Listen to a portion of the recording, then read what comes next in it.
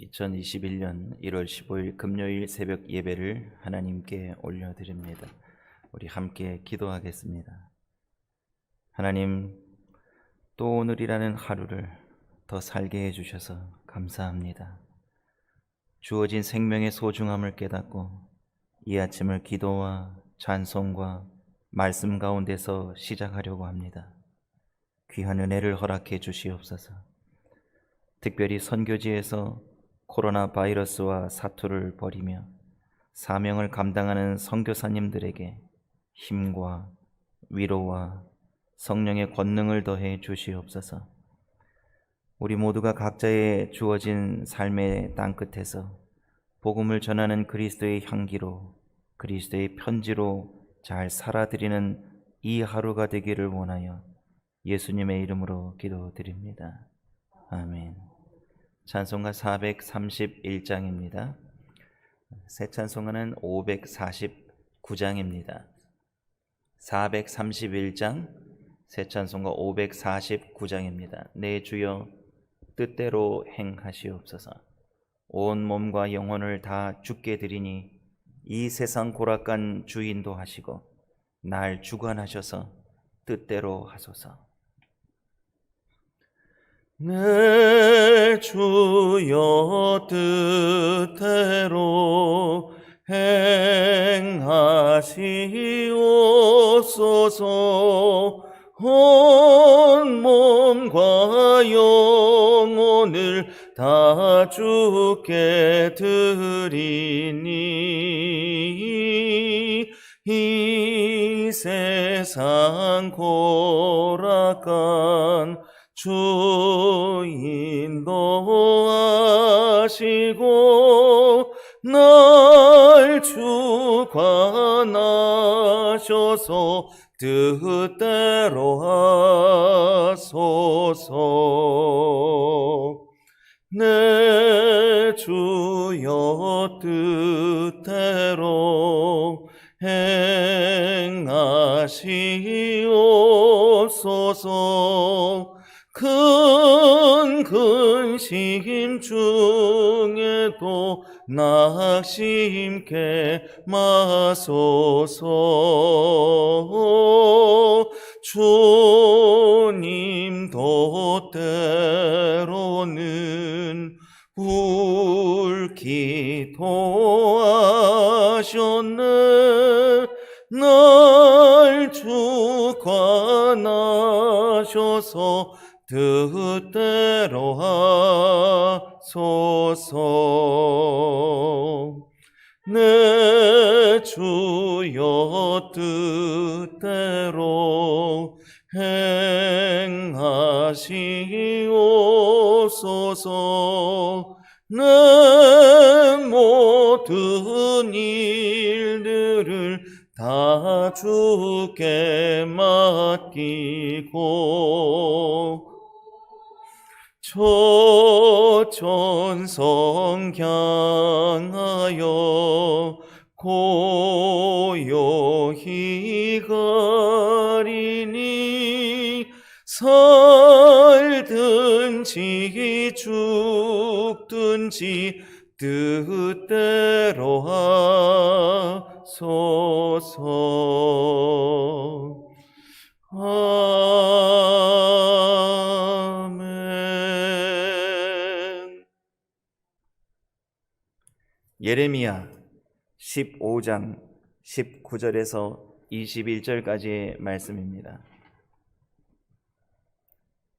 구약성경 1075면에서 1076면까지 기록되어 있는 하나님의 말씀입니다. 예레미야 15장 19절에서 21절까지의 말씀을 이 새벽에 함께 읽겠습니다. 여호와께서 이같이 말씀하시되 네가 만일 돌아보면 내가 너를 다시 이끌어서 내 앞에 세울 것이며 네가 만일 천한 것에서 귀한 것을 취할 것 같으면 너는 내 입같이 될 것이라. 그들은 내게로 돌아오려니와 너는 그들에게로 돌아가지 말지니라. 내가 너로 이 백성 앞에 견고한 노성벽이 되게 하리니 그들이 너를 칠지라도 이기지 못할 것은 내가 너와 함께하여 너를 구하여 건짐이니라. 여호와의 말이니라. 내가 너를 악한 자의 손에서 건지며 무서운 자의 손에서 구속하리라. 아멘.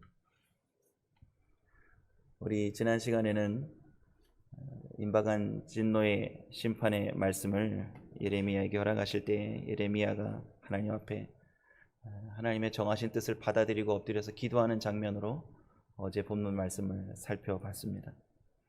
하나님께서 그 진노 가운데 심판하시는 그 장면 속에서 무엇하고 계실까? 우리는 그런 생각이 들잖아요. 우리는 살다가 어려운 일 만나고 참 헤어나올 수 없는 늪 같은 곳에 빠져서 허덕이고 있을 때 하나님은 왜 돌아보지 않으시나? 라고 우리가 마음으로 그렇게 생각해 볼 수 있습니다. 하지만 오늘 어제 우리가 살펴본 말씀 안에서 하나님께서 그때 무엇 하십니까? 라는 질문에 이렇게 답을 하시지요. 내가 그 가운데에서 끊치지 않는 눈물을 흘리리니 라고 말씀하십니다. 하나님께서 우리의 고통을 늘 돌아보고 계시고 우리가 가장 신음하는 연약함 가운데에서 목을 놓아 괴로워할 때 우리의 옆에서 가장 가까이에서 이 세상 그 누구보다도 하나님께서 애통하고 슬퍼하고 계시는 것을 예레미야에게 말씀해 주셨습니다. 그래서 예레미야는 눈물의 선지자가 되었습니다. 하나님의 눈물을 가슴과 마음에 담고 일평생을 하나님의 눈물을 자기 온몸과 눈으로 쏟아내면서 하나님의 시선 안에서 하나님의 눈물을 이 땅에 함께 쏟아냈던 그런 선지자였습니다. 우리도 하나님의 은혜를 받았죠. 참 말할 수 없고 이 인간의 말로 다 표현할 수 없는 감격스러운 구속하신 십자가의 은혜를 우리가 받았습니다. 우리가 무엇으로 하나님의 은혜를 갚고 삽니까? 못합니다. 자녀가 병이 들어서 죽게 돼도 내 생명으로 자녀를 살리는 거 쉽지 않습니다. 다른 자녀들은 어떡하실 거예요? 그런 것처럼 우리가 생명의 피값으로 구속함을 입은 그 은혜는 말로 다 할 수 없어서 우리가 울어도 다 갚지 못하네라는 찬양을 합니다. 그러면 우리가 은혜 받은 자답게 살아드림으로 하나님의 눈물을 조금이라도 거두실 수 있도록 우리가 죄악에 빠지지 않고 믿음으로 잘 살아드려서 말씀 안에 거해서 은혜 안에 거해서 하나님께 미소를 드려야지, 하나님께 기쁨을 드려야지. 그렇게 해서 하나님의 은혜를 조금이라도 갚아보려고 애쓰는 것, 그게 그리스도인의 삶이 아닌가 생각해보는 그런 말씀이었습니다. 이제 오늘 15장 말씀은 예레미야가 하나님의 은혜를 깨닫고 하나님 앞에서 죄를 회개하고 이 민족의 죄악을 자기의 죄처럼 고백하면서 기도하는 장면으로 14장이 마무리가 되었습니다. 이제 예레미야가 하나님께 기도했던 그 기도에 하나님께서 또 응답을 하시는데요. 여전히 하나님께서는 앞으로 되어질 심판에 관한 말씀으로 예레미야에게 화답하십니다. 다 볼 수는 없고요. 우리 15장 1절과 4절 말씀 어제처럼 한번 보겠습니다. 여호와께서 내게 이르시되 모세와 사무엘이 내 앞에 섰다 할지라도 내 마음은 이 백성을 향할 수 없나니 그들을 내 앞에서 쫓아내치라. 4절입니다. 유다 왕 히스기야의 아들 므낫세가 예루살렘에 행한 바를 인하여 내가 그들을 세계 열방 중에 흩으리라. 아멘. 하나님께서 시건치 않으시죠. 예레미야야, 이 백성을 위해서 복을 구하지 마라. 내가 기도해도 듣지 않는다. 금식해도 듣지 않는다. 번제와 소제 드려봐라. 내가 받지 않는다. 하나님께서 말씀하셨는데 예레미야가 아무리 눈물을 쏟은들 바꾸시지 않습니다. 하나님께서 정하신 뜻을 확실히 세우시면 그 누구도 바꿀 수 없습니다. 오늘 15장 말씀에서는 가서 봐라. 모세와 사무엘이 내 앞에 섰다 할지라도 내 마음 바뀌지 않는다. 모세가 왜 등장했겠습니까? 왜 사무엘을 하나님께서 언급하셨겠습니까? 하나님의 백성들이 죄악을 저질렀을 때 가장 중보자로 앞서서 그 죄악을 하나님 앞에서 용서해 주십시오라고 구했던 사람이 모세입니다. 하나님, 믿지 않는 저 이방 백성들이 이 일을 보고 하나님의 백성을 끌어다가 광야에서 죽었다는 소리 퍼지면 그거 하나님 영광을 어떻게 가리게 되는 거 아닙니까? 차라리 제 목숨을 취하십시오. 나를 생명책에서 지우시고 이 백성 용서해 주십시오. 하나님. 참 모세 훌륭한 분이죠. 참 멋있고 아름다운 기도로 하나님의 마음을 감동케 해드렸던 그런 분의 기도죠. 사무엘은 어땠습니까? 민족의 죄악을 미스바로 모입시다. 우리 회개합시다. 하나님께서 회개하는 기도를 들으시지 않겠습니까? 이렇게 민족들을 깨워서 하나님 앞에서 죄를 돌이키고 회개의 기도에 앞장섰던 분이 사무엘입니다. 하나님께서 말씀하시는 거예요. 그런 선지자들 데려와 봐라. 아니다, 나 안 돌이킨다. 오히려 4절 말씀에 뭐라고 말씀하세요? 히스기야의 아들 므낫세의 죄로 인해서 내가 신명기 28장의 불순종의 죄로 인한 심판, 그 말씀대로 열방의 너희를 흩으시겠다고 확고히 말씀하시는 거예요. 여러분, 히스기야의 아들 므낫세의 죄악 제가 여러 번 말씀드렸습니다. 잊으시면 안 됩니다. 므낫세가요, 잘했던 정책이 있습니다. 이 사람이 했던 게 세계화 정책입니다. 그러니까 선진 문물을 가졌던 아수르의 모든 것들을 받아들이고 무역을 활발하게 해서 백성들 잘 살게 해줬습니다. 경제적으로 풍요하게 해줬습니다. 그러나 므낫세 시절 55년 통치 기간이 성경에서 나타났던 그 어떤 시기보다도 가장 영적으로 흑암기라고 학자들은 보고 있습니다. 왜냐하면요, 이가 저질렀던 죄악 중에 눈으로 뜨고 볼 수 없는 성경이 있습니다. 그 성경 말씀이 열왕기하 21장에 보면요, 1월 성신의 제단을 여호와의 뜰, 성전 뜰에다가 갖다 놓고 거기서 인신제사를 드렸던 사람이 므낫세 왕입니다. 이러니 하나님께서 이 죄악을 어떻게 참으셨겠어요? 이걸 어떻게 두고 보십니까? 그래서 오늘 상기시키시는 거예요. 히스기야의 아들 므낫세의 죄악이 가장 극했거든요. 그걸 다 보셨던 하나님께서 이 행한 바를 인하여서 너희들을 열방에 흩으시겠다고 말씀하십니다. 이게 다 신명기에서에 나와 있는 말씀 아닙니까? 하나님께서는 말씀대로 역사를 이끌어 가십니다. 그걸 우리는 받아들일 때에 믿음으로 살아갈 수 있는 겁니다.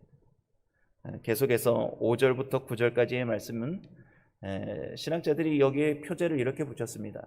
야훼의 애가, 여호와의 애가라는 제목을 붙여놨습니다.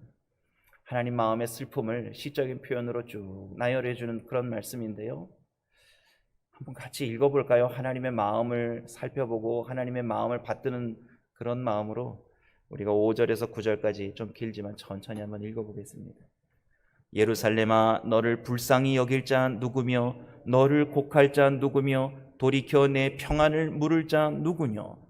여호와께서 가라사대 네가 나를 버렸고 내게서 물러갔으므로 내게로 내 손을 펴서 너를 멸하였노니 이는 내가 뜻을 돌이키기에 염증이 났음이로다. 내가 그들을 그 땅의 여러 성문에서 키로 까불러 그 자식을 끊어서 내 백성을 멸하였나니 이는 그들이 그 길에서 돌이키지 아니하였음이라. 그들의 과부가 내 앞에 바다 모래보다 더 많아졌느니라. 내가 대낮에 회멸할 자를 그들에게로 데려다가 그들과 청년들의 어미를 쳐서 놀람과 두려움을 그들에게 졸지에 임하게 하였으며 7 자식을 생산한 여인으로는 쇠약하여 기절하게 하며 오히려 백주에 그의 해로 떨어져서 그로 수치와 근심을 당케 하였느니라. 그 남은 자는 그 대적의 칼에 붙이리라. 여호와의 말이니라. 아멘. 이미 이때의 시점이 이제 무기토에서 요시야 왕이 패전을 하고 바로느고 2세에 의해서 섭정을 통치를 받고 내정 간섭을 받던 그런 시기입니다. 큰 전쟁을 한번 치르고 난 뒤거든요. 이미 이제 심판이 시작된 그런 시점입니다. 예레미야도 어제는 말씀 안 드렸지만 예레미야도 뭔가 하나님께서 처음에 진노의 말씀, 심판의 말씀, 화를 부으시겠다, 노를 부으시겠다 하실 때에 그걸 받아들이기가 쉽지 않았지만 지금 이 시점에 보니까 벌써 역사의 흐름이 어때요? 아, 내가 저항할 수 없구나, 거부할 수 없구나. 정하신 하나님의 뜻은 이미 역사 가운데에서 진행되고 있구나, 나타나고 있구나라는 걸 이제 예레미야가 두 눈으로 목도를 한 겁니다. 그리고 그 전쟁의 소식을 듣고 이미 이제 되어진 일들 가운데에서 전쟁의 아픔, 그 가운데에서 하나님의 마음이 눈물로 표현된 그런 말씀입니다.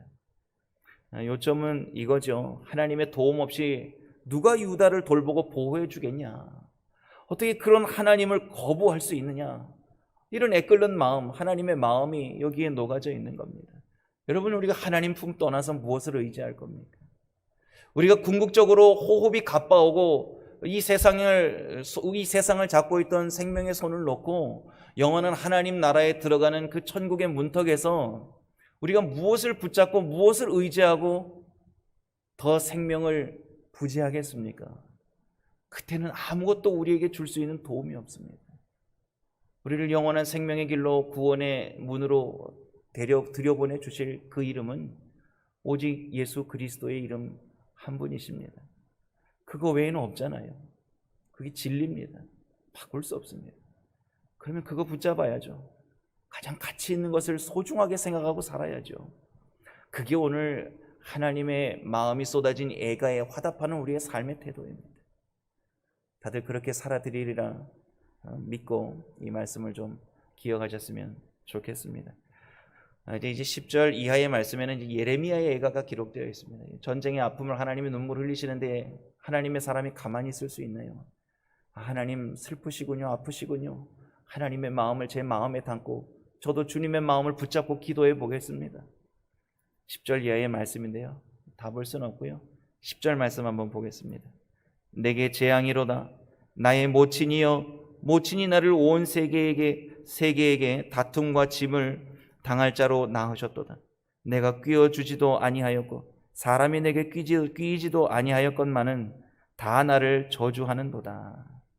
아멘. 다 아시죠? 이제 더 설명 안 드려도 예레미야의 삶이 벌써 여기에 이르기까지 많은 핍박과 살해의 위협을 당했다라는 거 아실 수 있습니다. 보이는 예레미야도 개인적인 삶에 있어서 유다 백성들과 만만치 않은 괴로움을, 고통을 같이 당하고 있는 것 우리가 성경을 읽으면서 다 보았습니다.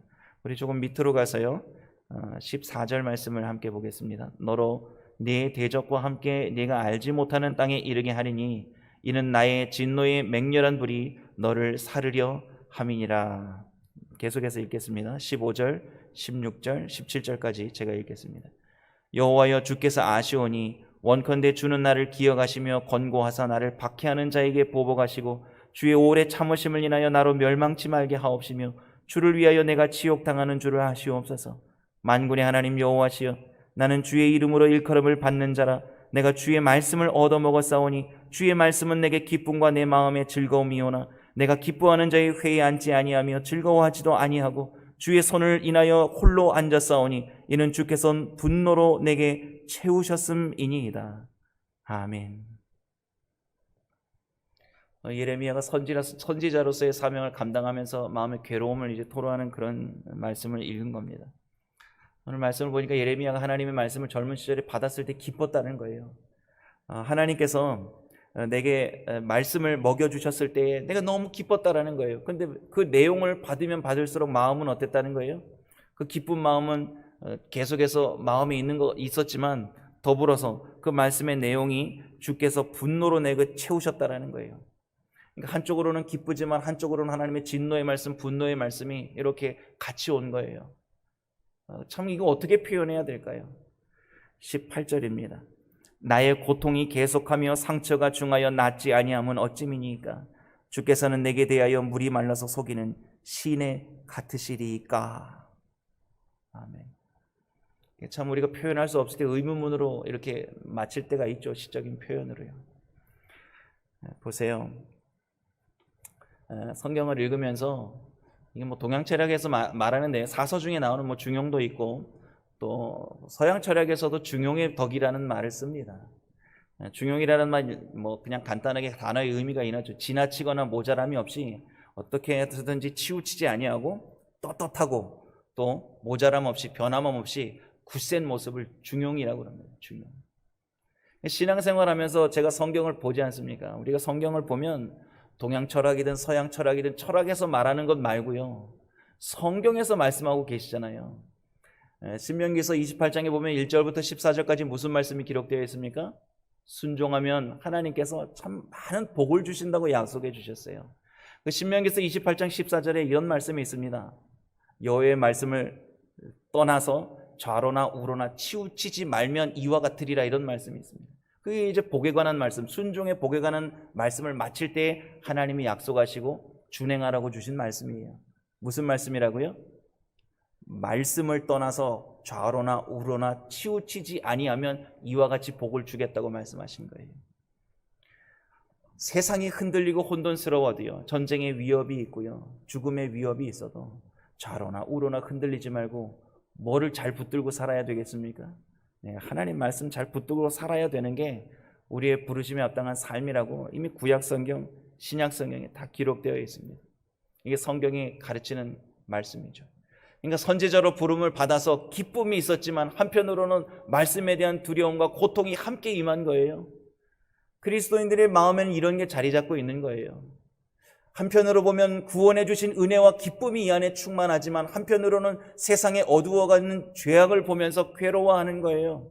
그 마음이 우리 안에 있습니다. 그래서 우리가 좋은 일을 만났을 때 막 너무 이 기쁨만을 위해서 너무 기울어지지 마십시오. 세상을 보시면서 야, 이거 다 망했다, 큰일 났다, 마음에 요동하지 마십시오. 너무 괴로워하지 마십시오. 마음을 붙잡아야 합니다. 중심을 잡으셔야 합니다. 세상은 아무리 요동이 쳐도 좌로나 우로나 치우침이 없이 우리의 마음은 중용을 가져야 된다는 거죠. 오늘 예레미야처럼 말입니다.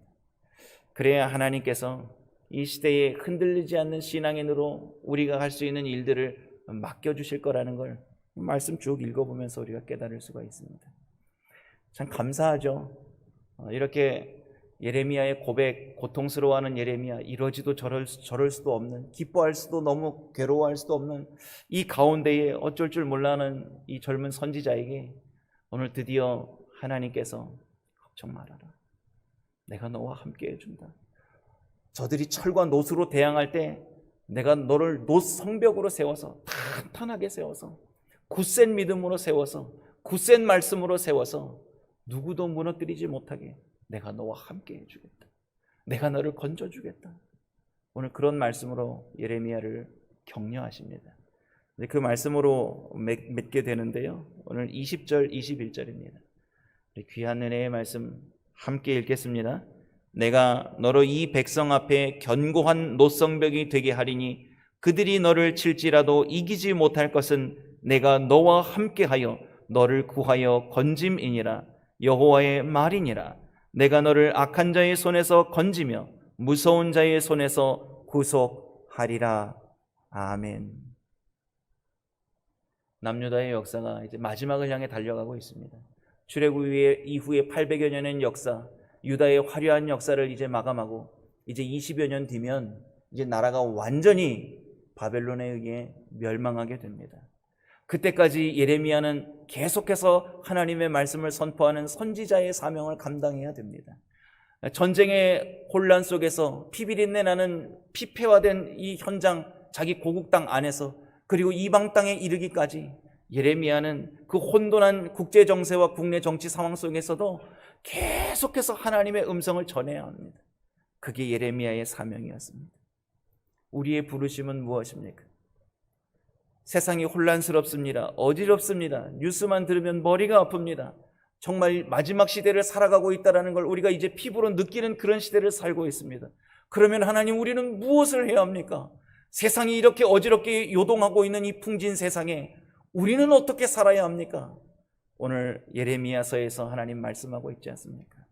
내가 너와 함께하고 있으니 세상의 철과 노수로 달려오는 악의 무리들이 이 세상을 엄습해 올지라도 하나님이 함께해 주시는 그 말씀의 언약을 붙잡고 하나님의 구속하심을 향하여 여전히 굳세게 우리의 믿음을 지키고 그리스도의 진리 되신 복음의 십자가를 세상에 전하는 것, 그것이 우리에게 남아있는 삶의 과제인 것을 우리가 깨닫게 됩니다. 기도하겠습니다. 세상은 흔들리고 요동치며 우리의 믿음 생활을 위협할지라도 우리는 믿음을 가지고 이겨내게 해 주시옵소서. 풀은 마르고 꽃은 시드는 것처럼 우리가 하나님 앞에 인생으로 살아가는 것이 참으로 연약해 보일지라도 하나님의 말씀은 영영이 서리라 하셨사오니 오늘 내가 너와 함께 있어 구원의 손으로 너를 붙들어 주리라 하신 이 말씀, 하나님, 우리가 이 말씀 안에서 이 세상에 담대한 믿음을 가지고 승리하며 살기를 예수님의 이름으로 기도드립니다. 아멘. 하늘에 계신 우리 아버지여, 이름이 거룩히 여김을 받으시오며 나라의 임하옵시며 뜻이 하늘에서 이룬 것 같이 땅에서도 이루어지이다. 오늘날 우리에게 일용할 양식을 주옵시고 우리가 우리에게 죄 지은 자를 사하여 준 것 같이 우리의 죄를 사하여 주옵시고 우리를 시험에 들게 하지 마옵시고 다만 악에서 구하옵소서. 대개 나라와 권세와 영광이 아버지께 영원히 있사옵나이다. 아멘.